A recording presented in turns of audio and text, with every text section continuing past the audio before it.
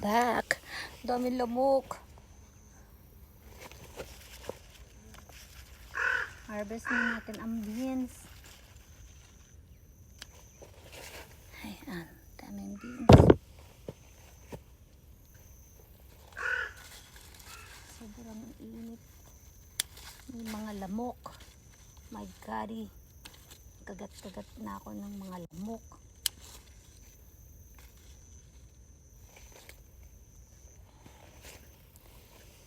Dami oh.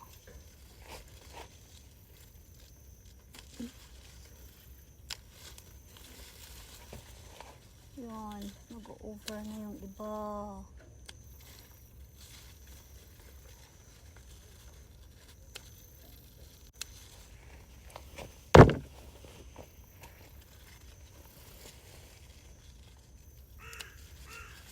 Busy sa work. Ano lang ako ngayon, walang pasok dahil may ang anak ko sa school.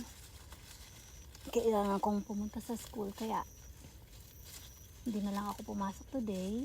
Nag-leave na lang ako. At eto,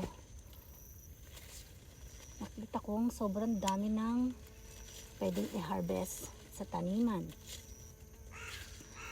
Pag nagtanim, may aanihin. Siyempre. Ayan, sarap kaya nito. Ay, my God. Daming lamok. Dami-dami kasing lamok.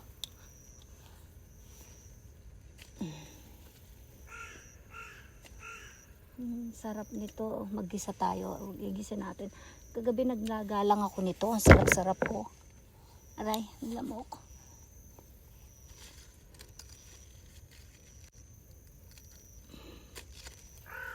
Nilaga ko lang siya. Tapos, nilagyan ng toyo at saka kinadkad na luya. Grabe. Ulam na.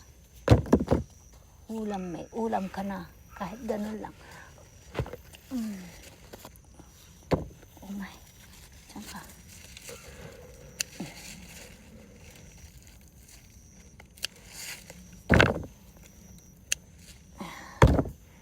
Ang mahal kaya ng beans sa sa palengke. Sa palengke, hindi sa sofa. Sa sofa. Sa grocery. Ang mahal kaya. Kaya ilang piraso lang 300 din. Kaya pag namimili ako, anyway, minsan yung pag season kasi syempre marami ng yan, hintay ko lang yan. Ay, naputol ko, oh my God. Sorry naman, naputol.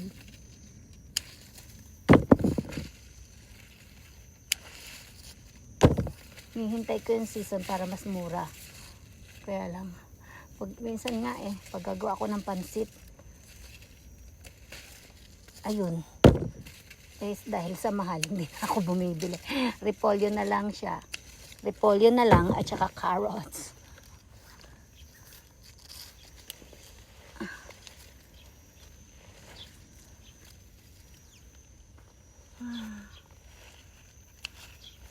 Ang dami na.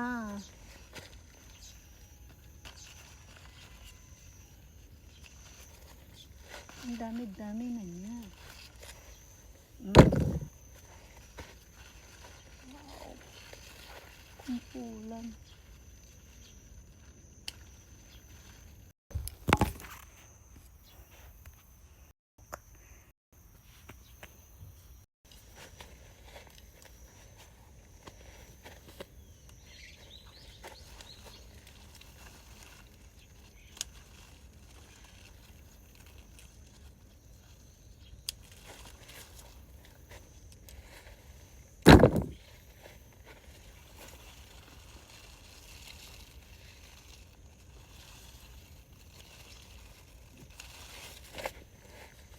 Pala siya.